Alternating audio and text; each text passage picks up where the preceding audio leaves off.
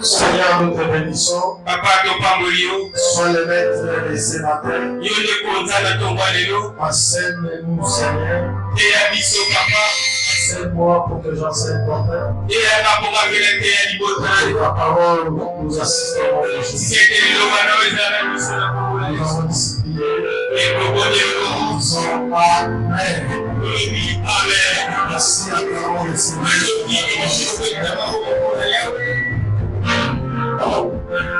Amen. Amen. Nous pouvons rester debout. On va lire et puis on va se mettre. Amen. Amen. Je suis content de vous voir ce matin. Merci pour votre présence. Et pour nous qui sommes là ce matin, nous savons que la grâce de Dieu va nous accompagner puissamment.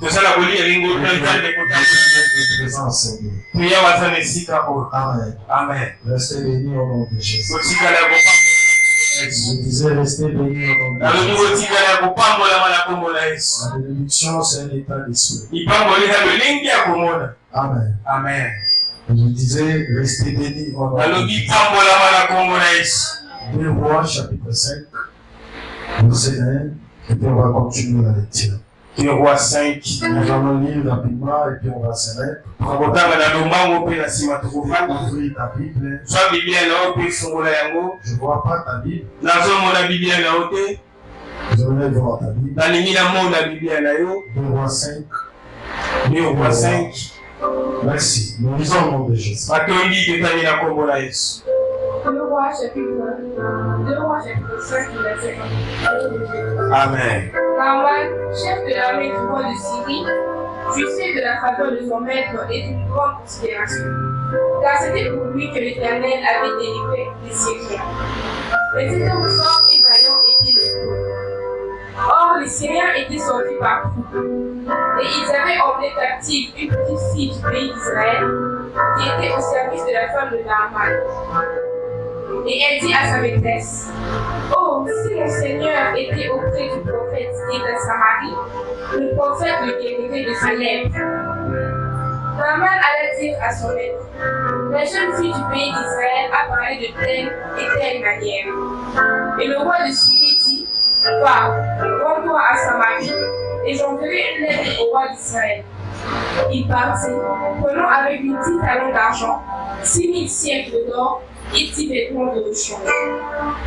Il porta au roi d'Israël la lettre, où il était dit: maintenant, quand c'est fait que tu seras parvenu, tu sauras que je t'envoie Naaman, mon serviteur, afin que tu le guérisses de sa lettre. Après avoir lu la lettre, le roi d'Israël déchira ses vêtements et dit: suis-je à Dieu pour faire mourir et pour faire vivre, qui s'adresse à moi, afin que je guérisse un homme de sa lèpre? Verset 13. Le verset 13. Mais ses serviteurs s'approchèrent pour lui parler, et il dit: mon père, si le prophète t'eût demandé quelque chose de difficile, ce sera mieux. Verset 14. Il descendit alors et se plongea 7 fois dans le Jourdain. Il descendit et il se plongea 7 fois le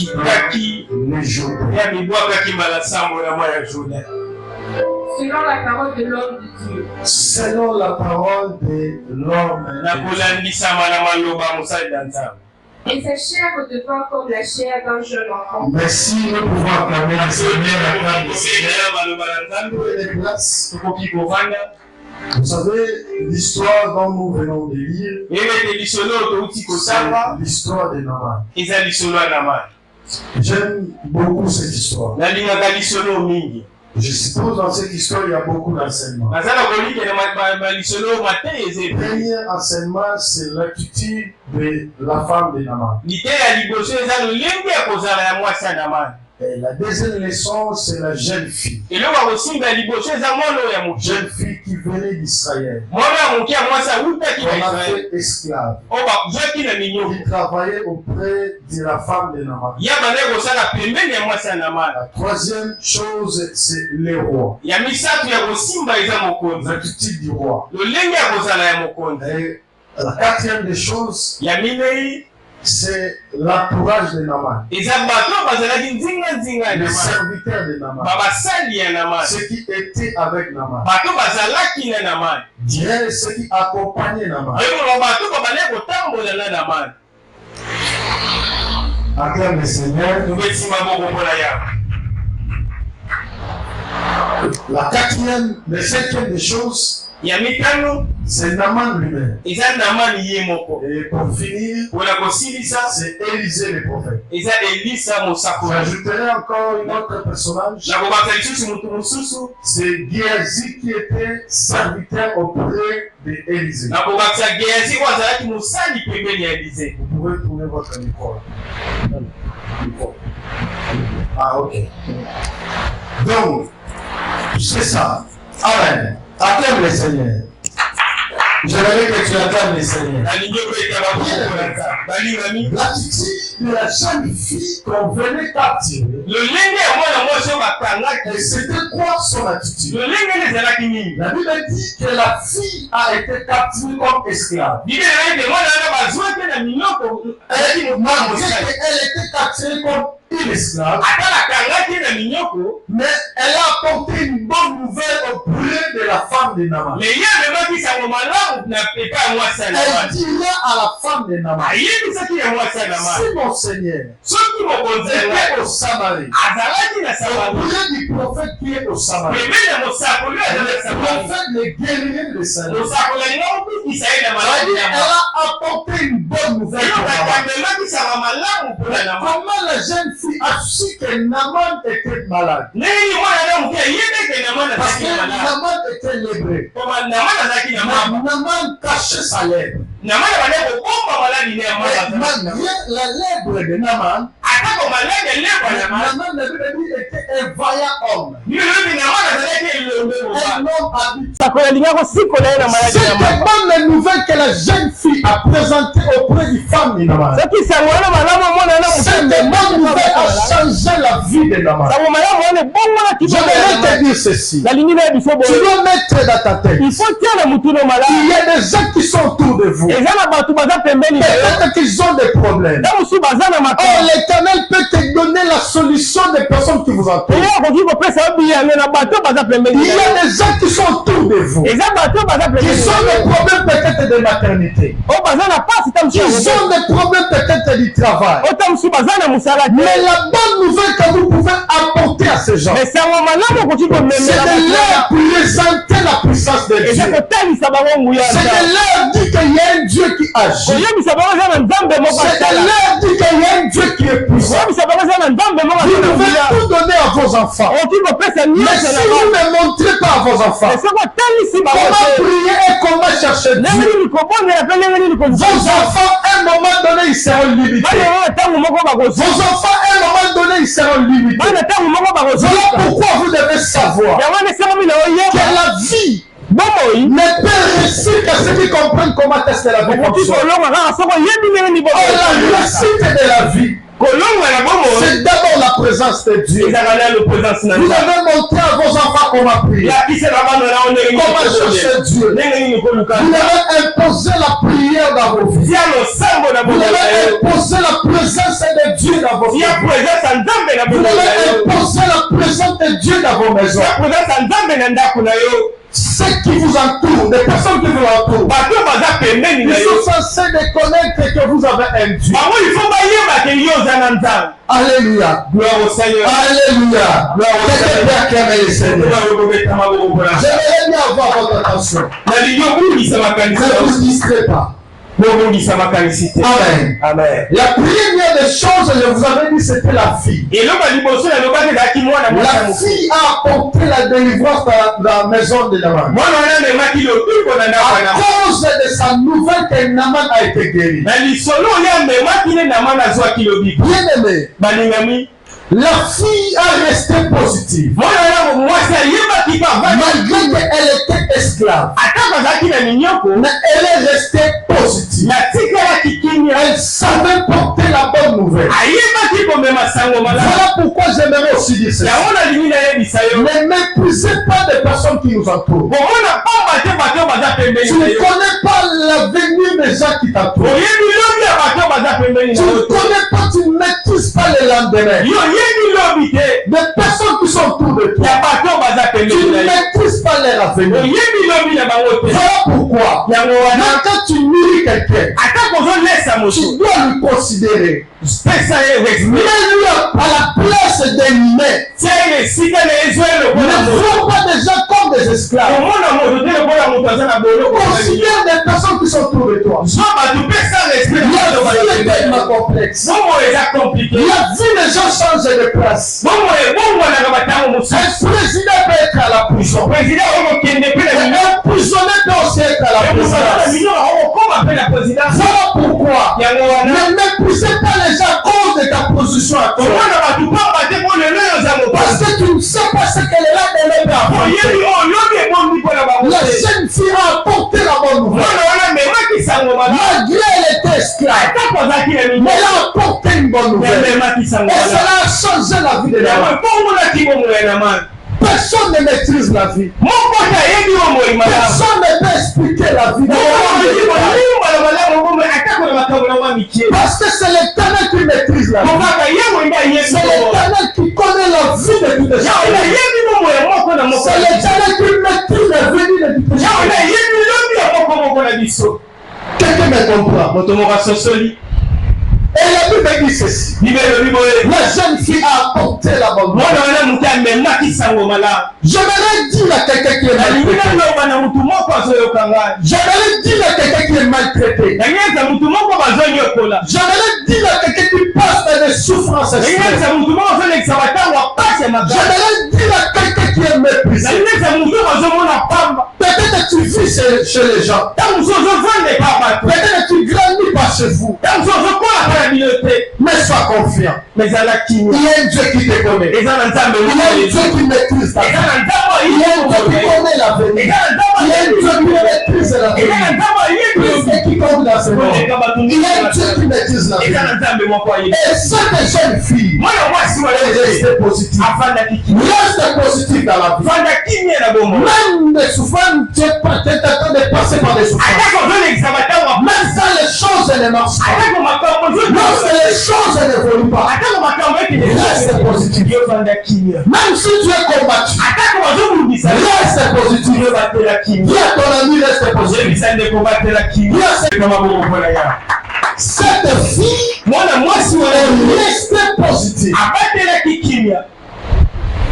Reste positif. Que les circonstances de la vie ne change pas ta façon de voir les choses.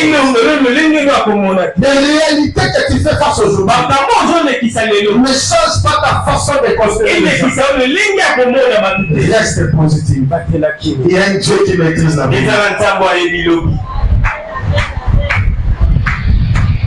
Et la deuxième personne, le deuxième personnage dans cette histoire, c'est la femme de Naaman. C'est une bénédiction d'avoir un homme ou une femme qui veut ton honneur. Voilà pourquoi je dis aux frères, ne t'appuie pas à la beauté. Ce n'est pas ça le plus important. Le plus important, c'est le caractère. Je dis ceci. Le plus important, c'est le caractère. La femme de Naaman raconta à son homme. Voyez la fille qui est ici. Elle m'a dit que si tu étais à la où il y a le roi, au Samarie, le roi te guérissait de ta lèvre. Et la Bible dit ceci. Lorsque Naaman a écouté cela, que ce soit une bénédiction pour ta maison, que ce soit une bénédiction pour ton mari, que ce soit une bénédiction pour fixer ton mari, que ce soit une bénédiction pour messer ton mari, que ce soit une bénédiction pour tes enfants.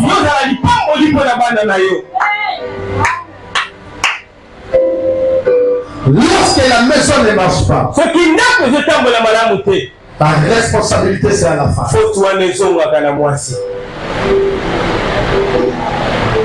Et la troisième position, l'attitude que je n'ai pas trop aimé, c'est l'attitude du roi. Lorsque le roi a écouté la bonne nouvelle, au lieu d'aller directement chez le roi, le roi a appelé son ami roi. Au lieu d'aller voir directement le prophète, il fait la lettre et il envoie chez le roi. Je t'envoie Naaman mon serviteur, pour que tu puisses le guérir de sa lèvre. Et il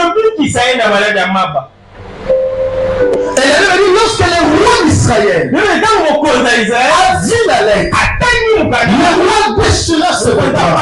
Le roi dit, suis-je Dieu pour faire vivre, pour mourir? Voyons des chances de problèmes avec moi. Il va seulement nous attaquer. Pourquoi? Parce que le roi a mal interprété le message. Vous savez, souvent par moment dans la vie, les problèmes que nous avons avec les gens, c'est le problème des interprétations. Voilà pourquoi les sages disent dans chaque problème, il y a toujours des versions. Voilà pourquoi un homme sage ne s'affie pas à tout ce qu'il écoute. Tu ne dois pas faire attention à tout ce que tu écoutes. Parce qu'il y a toujours des versions dans chaque histoire. Le roi, au lieu d'aller chez les prophètes, il a envoyé les lettres chez le roi d'Israël. Il a envoyé sa lettre ou la lettre chez le roi d'Israël. Pourquoi il envoie la lettre chez le roi d'Israël? Parce que pour lui, c'était le roi d'Israël qui devait guérir Naaman. Voilà pourquoi il a fait la lettre. Et il envoya chez son ami roi. Bien-aimé, vous pouvez avoir l'argent, vous pouvez tout avoir, mais celui qui il y a d'autres choses à la vie qui nécessitent que la main de Dieu. Amen. Amen. Vous pouvez tout avoir dans la vie, mais il y a d'autres choses dans la vie qui nécessitent que la main de Dieu. Pourquoi le roi a déchiré ses vêtements?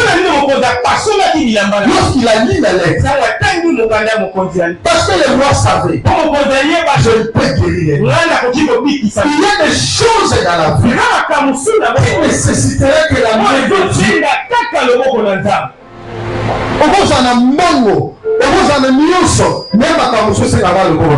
Amen. Est-ce que quelqu'un me comprend? Nous avons même pas docteur qui va bien là pour frapper la maladie. Maître Taraba tout sous. Pour ça ma gamme sous c'est la intervention ça. Amen. Si Dieu n'intervient pas, personne ne peut intervenir. Le roi a déchiré ses vêtements. On a décidé que la main de Dieu. Il y a moins de tout les na moment où on a vu Bénin. Amen. Mais au moment où on a vu à tout le monde qui m'expliquait, non, mon tout pour nous, banane, on m'expliquait ça. Pour ça, la maman, sur son zam, mais quand vous avez au salaire, même vous ne pas sur une réponse à ma simple. Amen. Il y a des makamusu na vie, c'est na kaka le bon nzambe. Amen. Amen. Il y a des makamusu on a maman mon côté na des maman on a butu maman on se poser na moment là bon on est au sani on vient na démon on vient na esprit malé ezosenga yo nzambe ezosenga yo nini prière. Amen. Amen.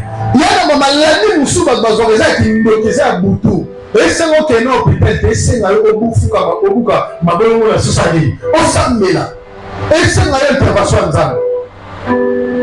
Voilà pourquoi dans beaucoup de cas dans la vie, nous devons d'abord commencer par la prière.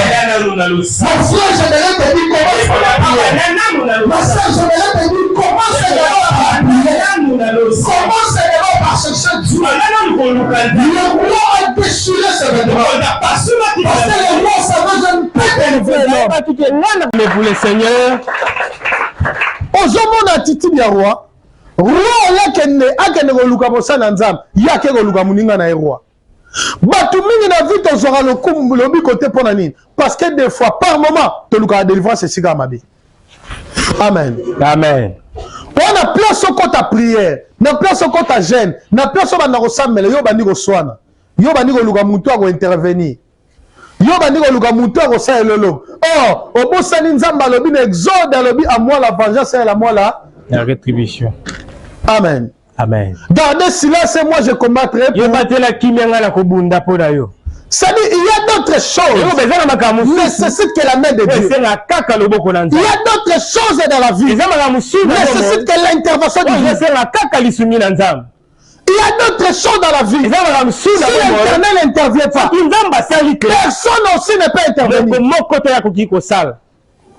Amen. Amen. Est-ce que vous trouvez ça? Makamsu na vie na yo senga nzambe. Makamsu na vie na yo senga batute. Makamsu na vie on a posa lisungi na ya batute. Moi na posa na intervention nzambe. Amen. Et la troisième, quatrième chose. Quatrième point. Parce que je vous ai cité ici 7 points. Tu vas épingler ce matin. Et quatrième point. C'était l'attitude de Jacques qui accompagnait Naaman. Les serviteurs de Naaman. Ceux qui étaient sous la responsabilité de Naaman.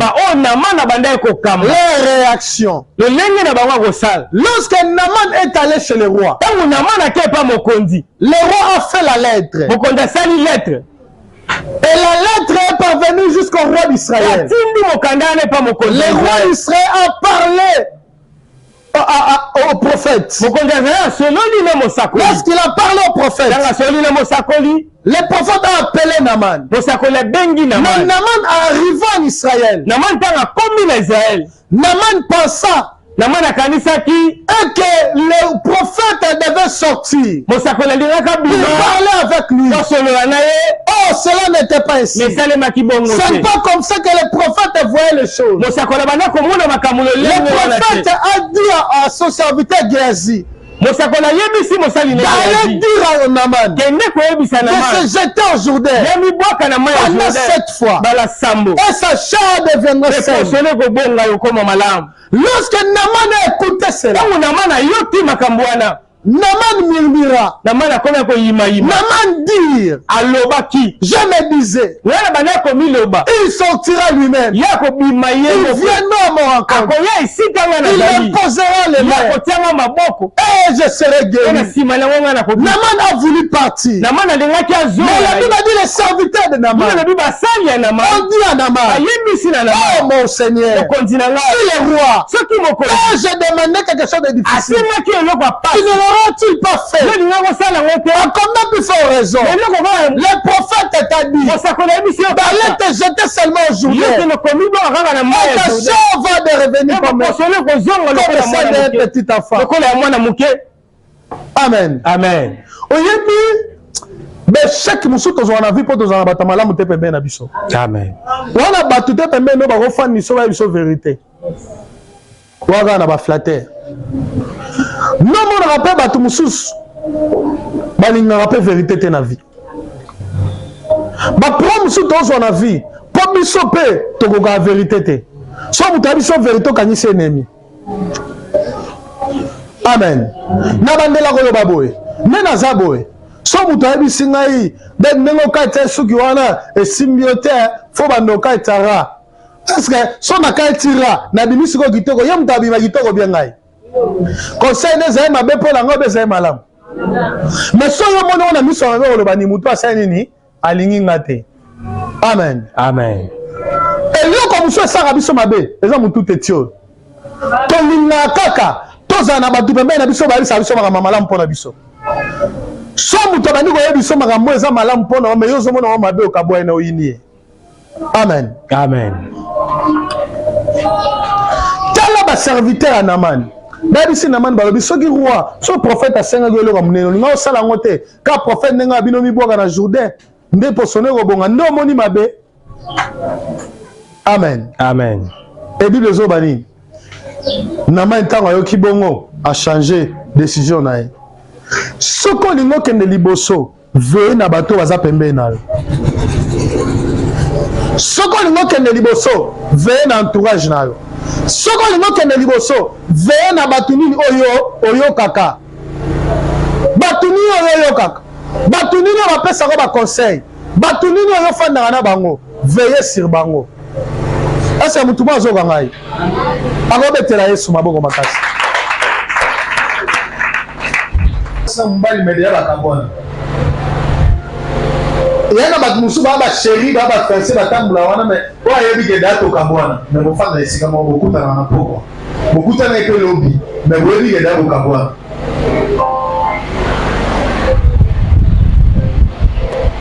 yana batu musu na vie ele esa biso mabe ofanda na batu na entourage me ti ofanda wana bo yebi nyamilo ke dato kabwana me mofanda na kaka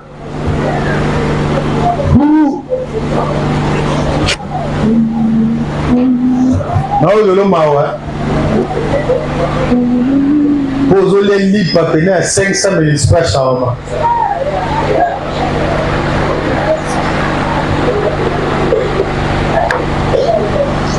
Amen. Amen.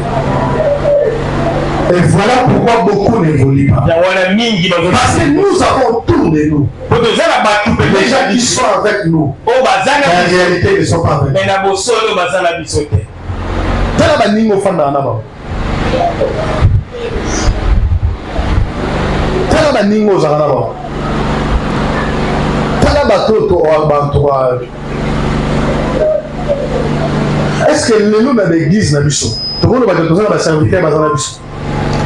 Tala l'église pour la église à Messana.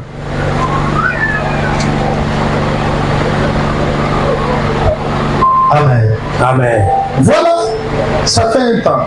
Je pensais à quelques personnes. Il y a des gens que l'Éternel m'a donné autour de moi qui sont une bénédiction pour moi. Parmi ces gens, je parle beaucoup du président. C'est des rares personnes. Et moi je connais. Il ne m'a jamais créé de problème. Oui, que tu as les prières, au moins moi-même ma conscience, ma problème, ma campagne église l'équipe. Moi, la posé le sang, tes pères, le simba, talaboé, tatosari. Voilà pourquoi je parle beaucoup de lui. Pourquoi? Parce que c'est quelqu'un au-delà de tout. Il a toujours été de bon cœur avec moi. C'est des personnes rares que l'Éternel met dans le chemin. Si tu vois autour de toi les personnes qui sont là, qui te soutiennent, malgré tes imperfections, ce sont déjà regardés. Amen. Amen. Ce sont déjà regardés. Amen.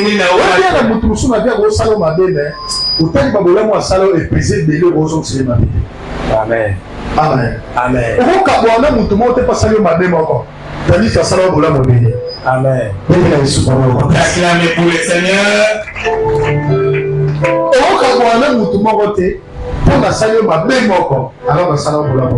Amen. Il y a la moutou soit bon salon babé mais aux autres d'intérêt belé pas naïe pour garder l'intérêt là. Amen. Amen. Et maintenant monsieur ça la mission de sagesse là. Autant que ça n'a mabé. Autant que moutou ça bola mabé. Tu garantis. Tu oublies. Vous savez, Oui, par moment, lorsqu'on veut évoluer, nous devons oublier certaines choses, certaines réalités. N'aie jamais un cœur de faire du mal à tout prix. Par moment, il faut oublier.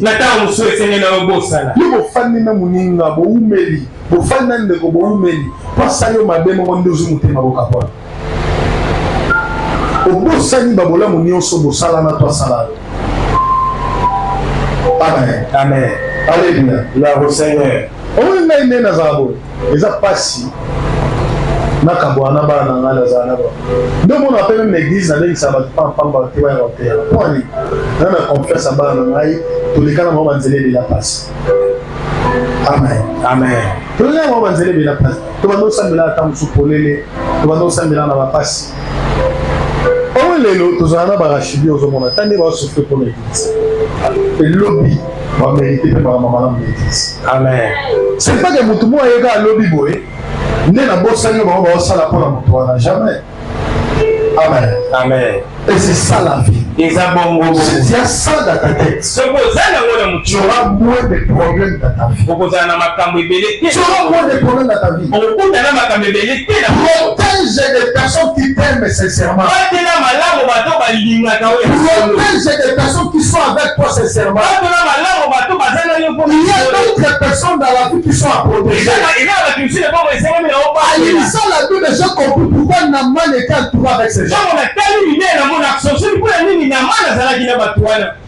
Parce que c'était des hommes qui accompagnaient Naman par. Ils étaient aussi sincères avec Naman. Au lieu de tout temps l'histoire de David, mais que David m'a cassé David les amis n'ont monté. David m'a cassé les amis qui sont en œuvre. Amen. David a dit à 500 personnes à flèche mort. Amen. Amen. David a dit à Basoda, David, yo okenda subi tumbate po za mwinga na biso. Po so okufi na guerre biso to sambo, yo fanda biso do ke lobunda. Amen. Vous voyez comment est-ce que David était entouré? Vous voyez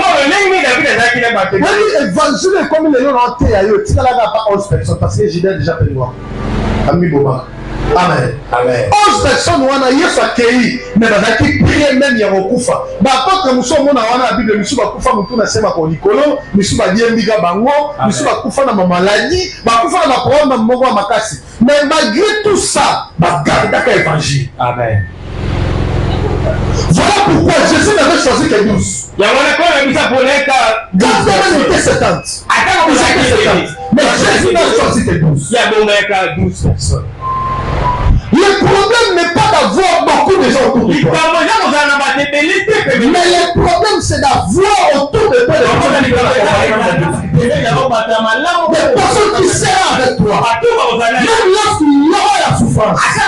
Même lorsqu'il y aura les épreuves de la vie. Des personnes qui seront là pour toi. C'est de ça qu'il s'agit. Amen. Amen. Des personnes qui peuvent t'accompagner. Amen.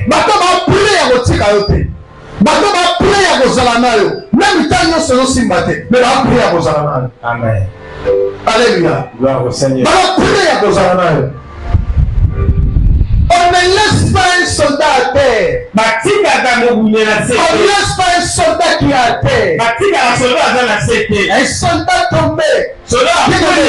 Tala na ba marine américaine ba film américain ata soldat na ba kufi ba ozo de mena ba ozo kana ko États-Unis. Amen. Amen. Amen. Comment on a voté? Ba ozo de mena ba osali. Ba ozo kana ko États-Unis. Ba tika kato ba boya ba soldat ko ina bitumbate. Amen. Amen. Et c'est ça. Ils avons protège des personnes qui te protègent. Protège des personnes qui t'aiment nécessairement. Si il y a moyen de payer des plus belles même des femmes.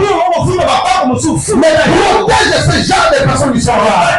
Ils sont rares. bato ozangi obenga ye facilement bato ozanga problème obenga apesa conseil bato ozangi ngo mosu obengi bokosunga yo bato ata opesa mbongo te me bokozala na ye bokosola kokonsole yo oyebi ye na baproblème mosu na vie wana posa moto apesa mbongo te me wana posa moto akoasiste. Amen. Amen. Yekolaka kangaka omona basala bozangi ate bato oyo bakoasiste yo na vie yamaka mosu na vie wana posa mbongo bato te mwa posa bato bakoasiste yo na problème. Alléluia. Bravo Seigneur. Est-ce que noté à ma vie? Bato bakozala na yo et protège ces gens. Batela bato wana malamu. Naman était bien entouré. Jésus était bien entouré. Vous savez pourquoi Moïse a été tombé? Vous savez pourquoi Moïse n'est pas allé jusqu'au bout de sa mission? Parce que Moïse n'était pas bien entouré. Le problème de Moïse, c'était d'abord ses propres frères. Moïse est allé à la montagne. Il priait pendant 40 jours. En descendant, il trouva ses frères. Ils ont fait les faux d'or et commencé à adorer les faux d'or. Israël a retombé au Bandégoné, Bazana, Miriam Bazana, Awazana, Bandégoné, papa, maman, il y a des botas. Mais la terre est là-bas. Mais Moïse passe sur la terre. Sois bien entouré dans la vie. Sois bien entouré dans la vie. Si tu veux aller loin, veille sur ton entourage. Vous savez, c'est le défaut majeur de nous les chrétiens. Les chrétiens ne veulent pas faire le choix dans la vie. Ils ne savent pas aussi comment choisir dans la vie. Ils font des choses dans des légèretés. Parce que ils ignorent que la vie dépend des choix que nous faisons.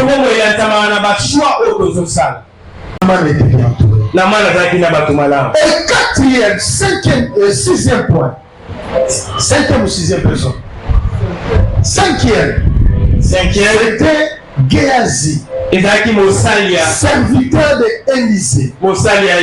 Géasi était avec Élysée. Mais ce qui faussait Géasi, avait l'amour de l'argent. Géasi aimait l'argent plus qu'Élysée. Là où Élysée a refusé l'argent, Géasi est allé pour pressé trop la vie. Amen. Amen. Ozana mutema ya soso. Wa mutema moto nyonso sala lelo lelo. Webi Géasi akufa avant ponani.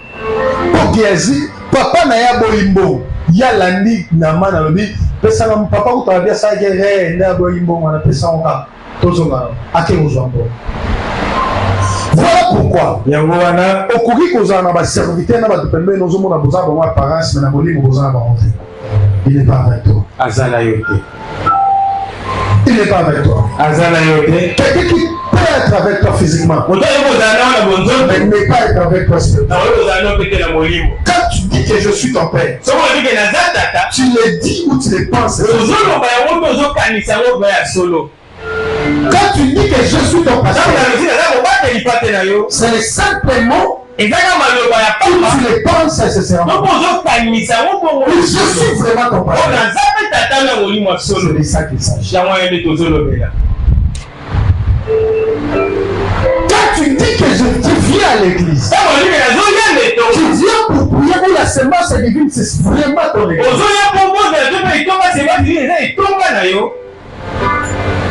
C'est ça.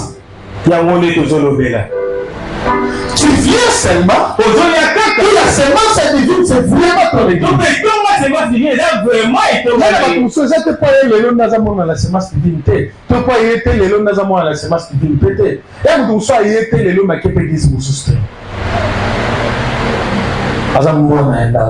Amen. Amen. Amen.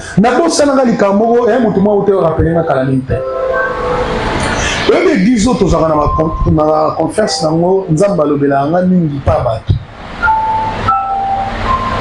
Et ça, maman, mon comme sous ça, 2 ou 3 jours à l'église. Mon père a prié à l'église, papa. Dans la vie, il y a beaucoup de gens qui ont l'église, ils ont la Saint-Steve. Amen. Il y a beaucoup de gens qui ont l'église. Amen. Oui, mais ça, on va à l'église, bénédiction, ils ont attaché les séquelles. Amen. Bénédiction, ils ont attaché. Amen. Est-ce que tu es Géasi? Aux Géasi?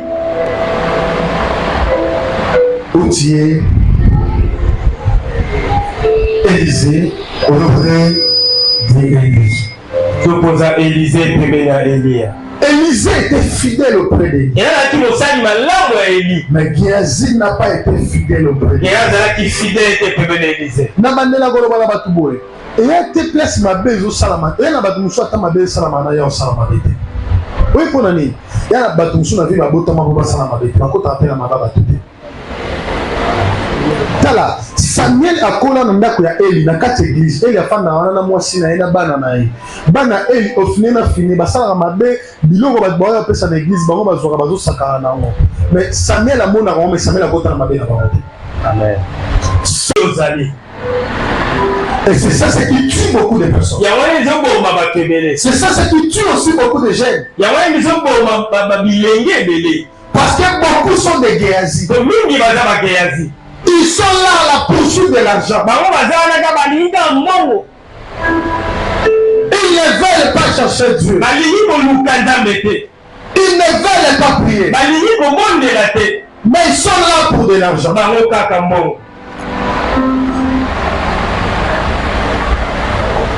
Si tu veux être détruit, mets l'argent à la première place de ta vie. Ce que tu dois comprendre à ce qui concerne l'argent. L'argent n'est pas notre point final. Mais l'argent doit rester une nécessité dans votre vie. Mais l'argent ne peut pas être votre finalité. Amen. Amen. Ne sois pas là, je veux l'argent, je cherche l'argent. Mais tu dois mettre dans ta tête l'argent est une nécessité, mais pas une finalité. Cela veut dire quoi? Tu ne peux pas être prêt à tout faire pour de l'argent. Amen. Amen. Nena c'est pas le prophète Meshach a été sanga bidadi tozali na kwa joie abida nga dadi moni mero azabo atanza mbabimeli ngai ayebisi ngai dimanche côté ya l'église à Meshach soki yo lesinga na te ya te na côté ya te. Amen. Amen. Est-ce que kosi pour nzamba go bimela yo mais songa na lection te ya te côté ya ne. Amen. Un jeune soza prendre na côté ya ne soza bude na côté ya ne. Hein? Yo bosala déjà cher. On va voir on gagne le gabo. Monter exactement. Et c'est une réalité. Exact solo. Amen. Amen. Solo go sala amine. Monter à accord. Exact. Amen. Amen. Solo quand sangano ton esprit moko. Mais monter à exact. Et c'est la vérité. Exact solo. Amen. Amen. Pourquoi? Parce que la chair est chair. On ne laisse pas la chair à n'importe qui. Quelqu'un qui n'est pas le même esprit avec toi. Amen. Amen. On ne peut pas le laisser la chair. Et pour finir, la Bible dit ceci. Élisée accomplit une chose. Là où le roi ne peut rien faire. Là où Naman lui-même ne peut rien faire. Là où la femme de Naman ne peut rien faire. Mais il y a un Dieu qui peut tout. Il y a un Dieu qui peut tout. Il y a un Dieu qui peut tout. Il y a un Dieu qui peut tout. Il dit au roi, laisse Naman venir ici. Il saura qu'ici il y a un Dieu. Il y a un Dieu puissant. Il y a un Dieu qui agit. Il y a un Dieu puissant. Maintenant, j'aimerais te dire, aie confiance à l'Éternel. Agis par rapport à ce que l'Éternel dit. Lorsque tout le monde ne peut rien, tout le monde sont limités. Il y a un Dieu qui les va limiter. Il y a un Dieu qui maîtrise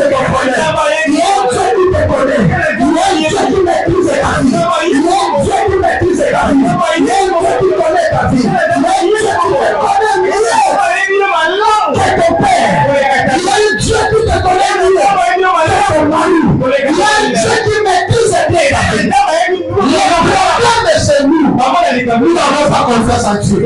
Nous n'avons pas confiance en ce Dieu. Nous n'avons pas confiance en ce Dieu-là. Nous supplions que ce Dieu peut tout pour nous. Non, cette personne ne peut agir. Ce Dieu est là pour agir. Personne ne pouvait guérir de mal. Mais il y avait un Dieu qui pouvait guérir de mal. Même les rois ne pouvaient rien pour le mal. Mais il y a un Dieu qui était là pour le mal. Il y a personne qui est là pour toi. Mais je il y a un Dieu pour toi. Il y a un Dieu qui est là pour toi. Si ton père n'est pas là, mais Dieu est là.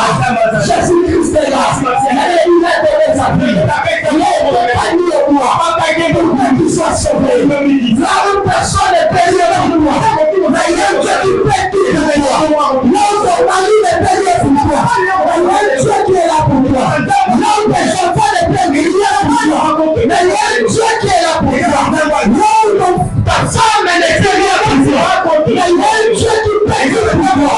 Il y a un Dieu qui n'est pas limité pour toi. Il y a un Dieu qui n'a pas de limite pour toi. Il y a un Dieu qui a la solution de ta problème. Il y a un Dieu qui a la solution de ta problème.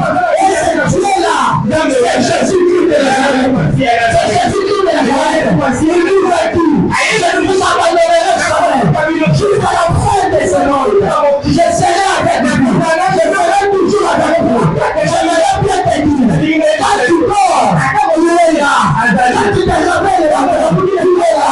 Quand que tu marches, il est là. Quand que tu souffres, il est là. Quand que les choses ne marchent pas, il est là. Quand que les choses marchent, il est là. Quand que ton mari te maltraite, il est là. Quand que ta femme te maltraite, Dieu est là. Quand ton patron te maltraite, c'est Dieu est là. Quand ta famille ne veut pas de toi, c'est Dieu est là. Il est là, il sera toujours là avec toi. Là où personne ne peut arriver, c'est Dieu est là. Alanda Shadrach, Meshach na moto. Alanda Daniel libiri aliwa. Akala wale sila motazalite. Na yeye azalali wana. Akoma le sila motazate. Na mwalo bila apocalypse. Na temi ya porte. Na komento kwa la rokota. Pasana motema mutazalate. Watoto usulo imanda. Watoto wana imanda. Na Yesu wala zakatia kata motema. Na inaeli teso na zora ya motomoka. Na bila wala zakatia kata motema. Watu wana pasi na yeye. Wale wangoe maua. Na Yesu wala shula na wale mawate. Akamsakala upota. Ayaka tesi na probleme zali. Pote za yusuni. Ese Jésus là que je te prie aujourd'hui. Ese Jésus là que je te prie aujourd'hui. Ese Jésus là que je te prie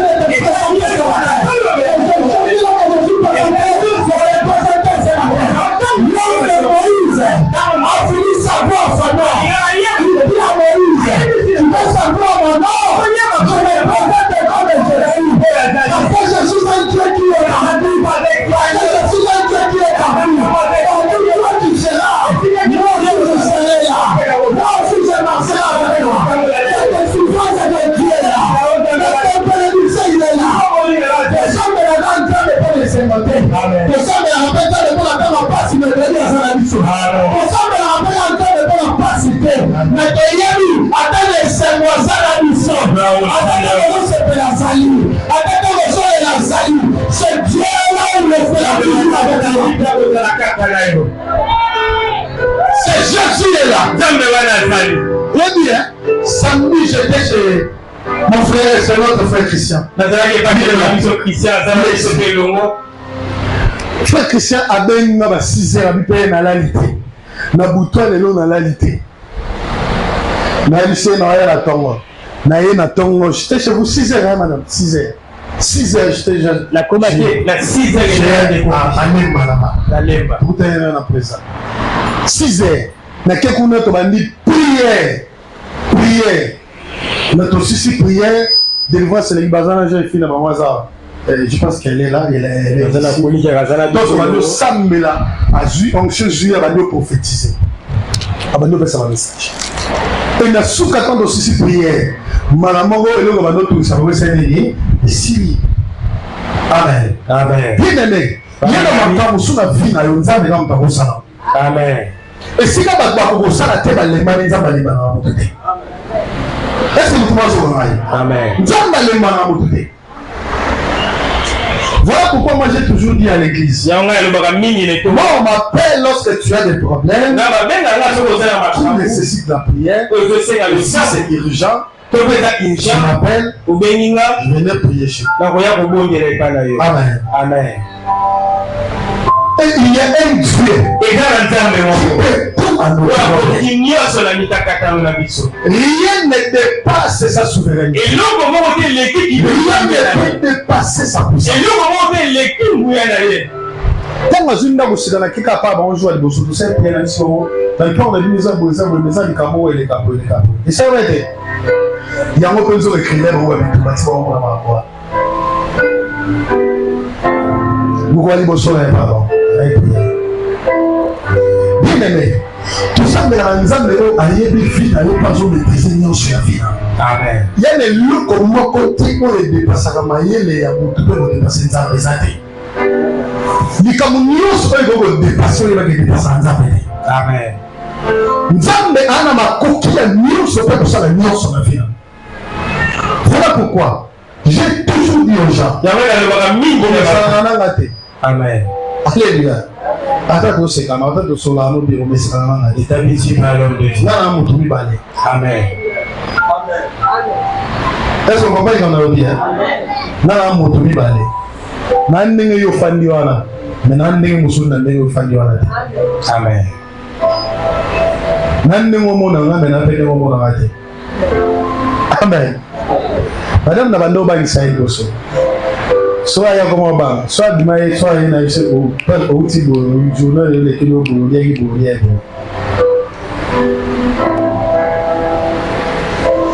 moi à l'église je suis pasteur. Ah mais toi à la maison je suis papa. Oui pourquoi ma pasteur il va ma parole maintenant parce que il n'a pas pasteur tinanda. À la maison on est papa. Amen. Amen. À l'église je suis pasteur. À la maison je me comporte comme un papa. Amen. Amen. Soki wana moto pembe na yo. Toza na musala nzambe pembe na omona yo wa musala nzambe. Amen. Malgré tout ce que tu peux voir. Malgré tout ce que tu peux écouter. Il reste un homme. Pourquoi? La recette de ta vie dépend aussi de son appel. Est-ce que nous pouvons dire Nzambe atiaka bato na nzela moto pembeni pamba te. Amen. Frère ya frère Elvis, un ami à moi. Camarade Yadag. Azaki seri mo bo azaki na mo ba problème. Mais na ba problème na ye afandi atali azaki na frère na ye frère Elvis. Azapa na ye ara ma mbele, azaba de rebelle ma telle habité jeune ami qui est serviteur de Dieu. Nazara ne quoi dans mon salle Nazara. Il est venu chez moi. Ayaki pas on était à la maison ensemble.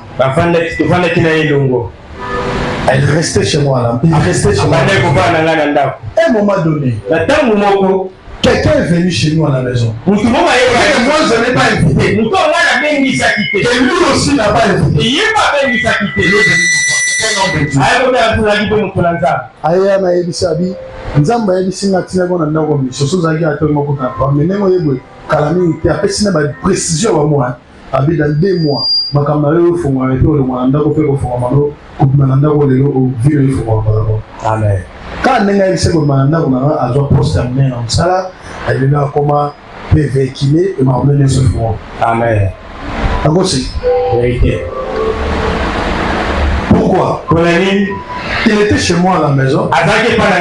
Mais il était en mission. Parce qu'il était en train de préparer sa vie. Il y a un moment où il y a des choses qui ont changé. Amen. Soit au ton en soit au fin en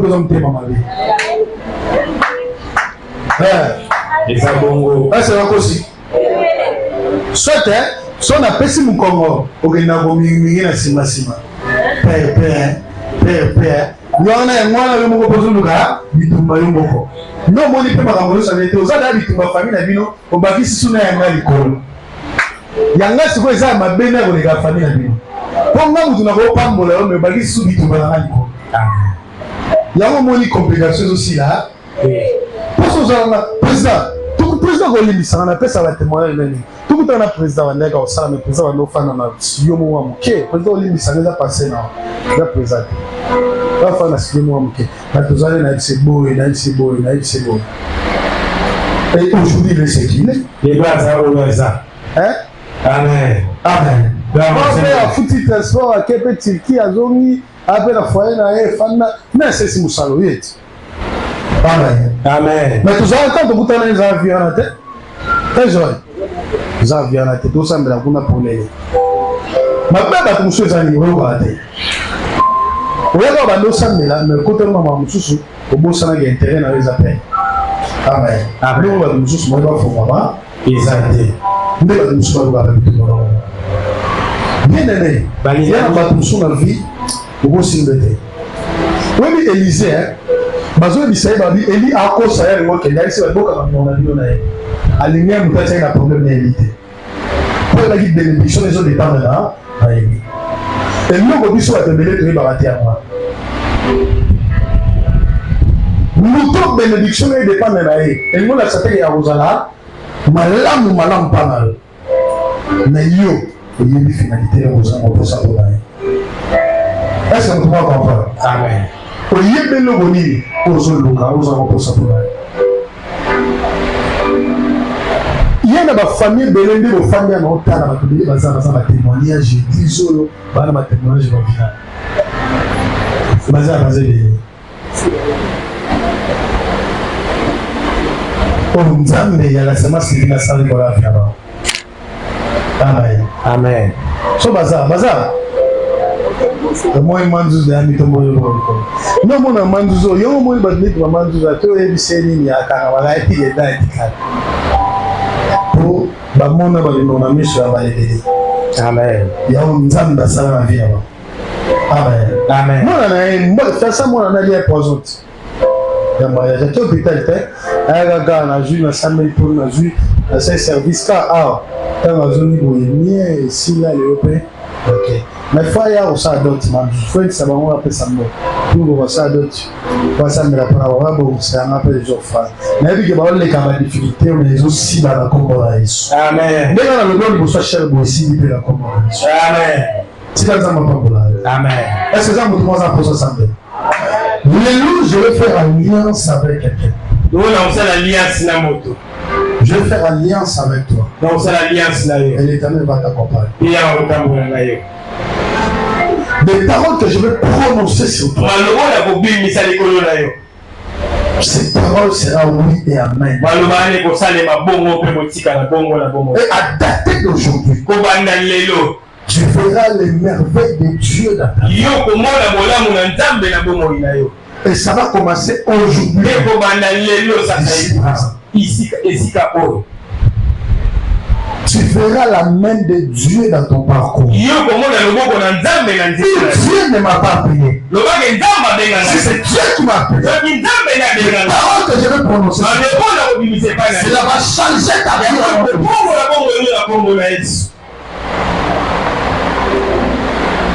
Toute ma vie n'a été que témoignage. Moi je vis par Dieu. Toute ma vie c'est Dieu. Je connais des gens ici qui ont vu la main de Dieu dans mon ministère. Que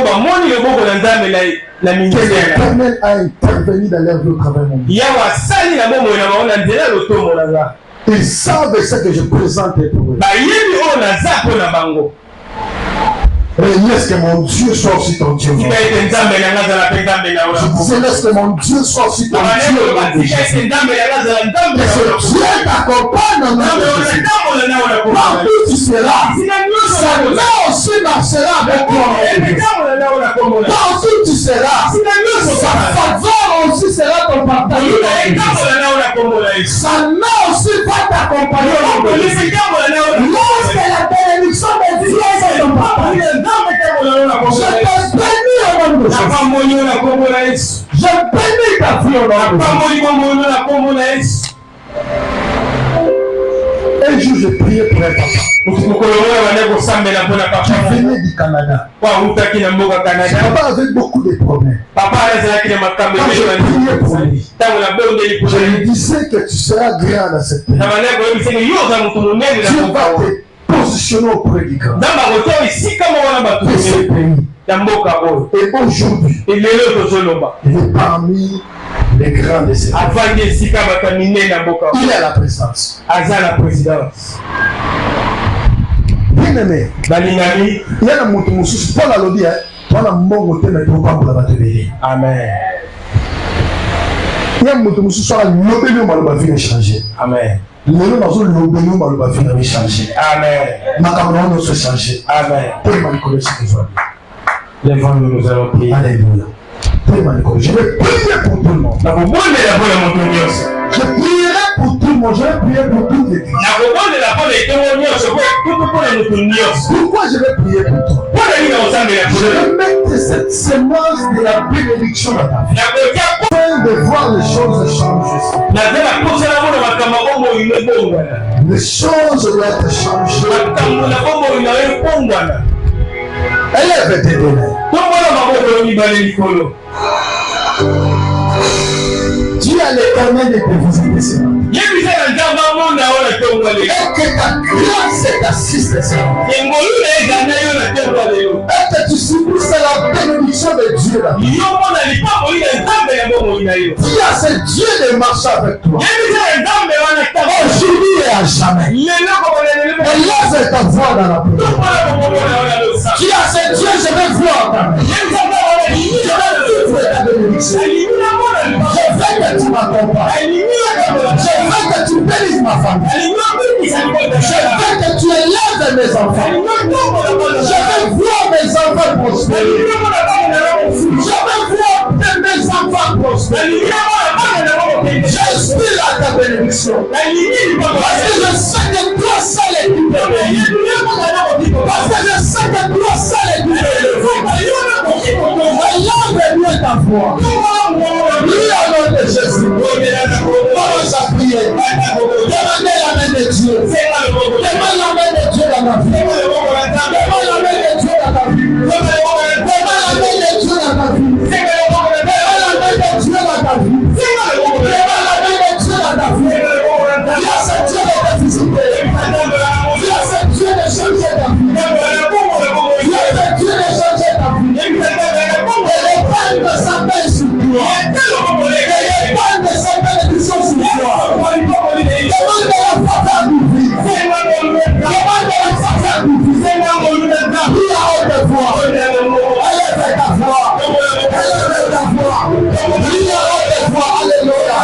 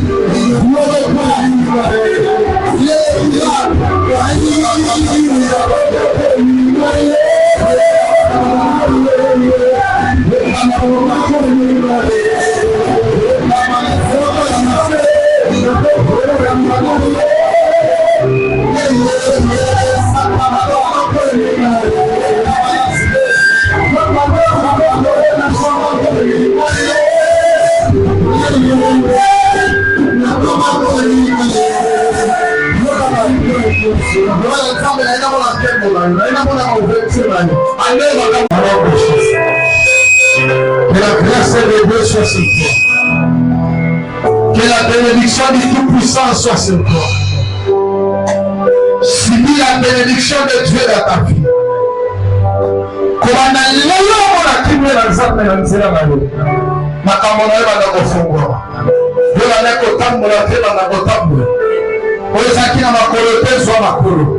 nous pouvons sur mon lieu et mettre les miens dans la vie.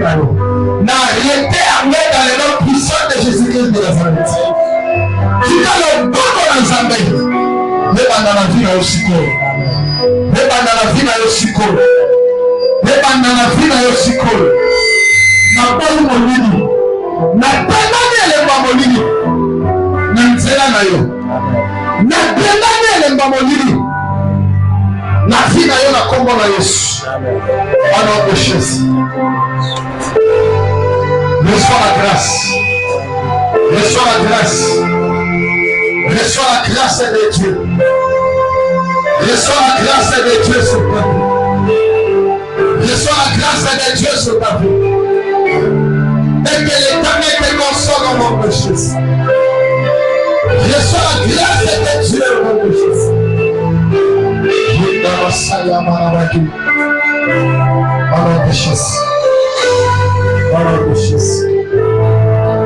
Amen. Acclame le Seigneur.